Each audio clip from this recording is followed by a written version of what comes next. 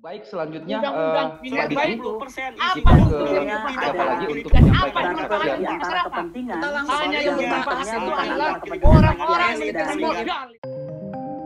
Kami akan menanyakan kepada setiap fraksi apakah RUU tentang perubahan atas Undang-Undang 4 tahun 2009 tentang pertambangan mineral dan batu bara dapat disetujui atau disahkan menjadi undang-undang.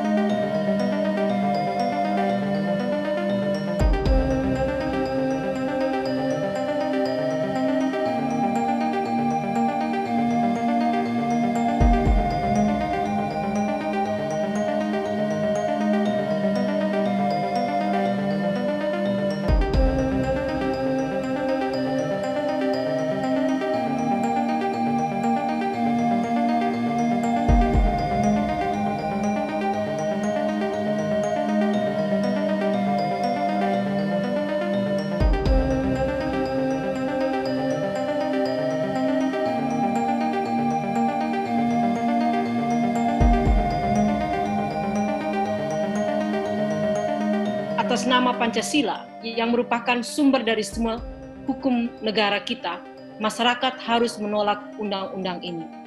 Undang-undang ini terutama mengangkangi penghormatan pada nilai dasar berbangsa, yaitu kerakyatan dan keadilan sosial. Negara mestinya melindungi dan memberdayakan masyarakat, terutama kelompok rentan dan kaum miskin. Namun kita melihat bahwa undang-undang ini justru lebih mengistimewakan kaum pemilik modal dan mengorbankan kepentingan masyarakat kecil.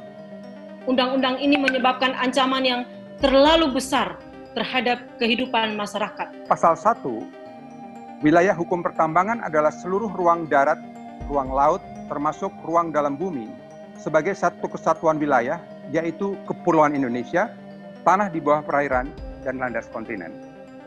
Ini kalimat yang paling gila, yang paling tidak masuk akal, dari semua kecerdasan yang dibangun selama berabad-abad tentang ilmu-ilmu kebumian, tentang biologi. Kalau mau bongkar bumi, sekalian aja bongkar kerasnya gitu. Sumber energi terbesar itu ada di inti bumi gitu. Begitu absurdnya pikiran ini bahwa semua mau dibongkar, dan itu untuk mengabadikan akumulasi kekayaan. Prosesnya sangat rahasia dan bahkan disahkan di dalam masa COVID. Oleh karena itu, maka saya pikir Presiden dan DPR tidak punya niat baik untuk Undang-Undang Minerba yang baru. Pemaksaan pengesahan RUU Minerba tahun 2020 saat derita rakyat secara masif karena dampak pandemi COVID-19.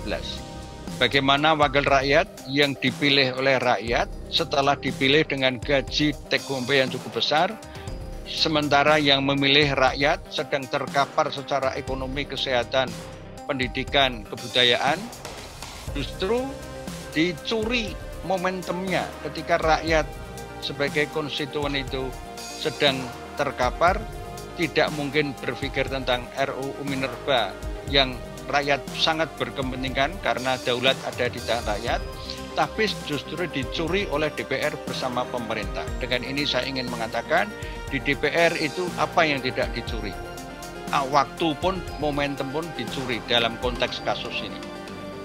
Istana dan DPR RI telah tampil sebagai epicentrum kerusuhan nasional atau national chaotic. Jadi nanti kalau terjadi kerusuhan, sebab musababnya, akar masalahnya, sumbernya adalah national chaotic karena ini dilakukan oleh dua lembaga negara, yaitu pemerintah di bawah Presiden Jokowi dan DPR yang kolektif itu. Oleh karena itu kami, peserta sidang rakyat, memutuskan 1. menyatakan bahwa sidang paripurna DPR RI pada tanggal 12 Mei 2020 tidak quorum dan koruptif. 2. Menyatakan bahwa sidang paripurna DPR RI pada tanggal 12 Mei 2020 curang karena memanfaatkan situasi pandemi COVID-19. 3. Undang-Undang Minerba adalah produk gagal dan ilegal serta dinyatakan batal demi hukum atas nama kedaulatan rakyat dan demi keselamatan rakyat banyak. 4. Seluruh kontrak, perjanjian, izin yang diterbitkan berdasarkan undang-undang ini batal demi hukum. 5. Mengembalikan sepenuhnya hak ruang hidup pada rakyat. Dengan demikian rakyat memiliki hak veto untuk menyatakan tidak dan menolak kegiatan pertambangan. 6. Negara, khususnya pemerintah, melakukan pemulihan atas kerugian yang telah dialami rakyat dan kerusakan lingkungan karena aktivitas pertambangan selama ini.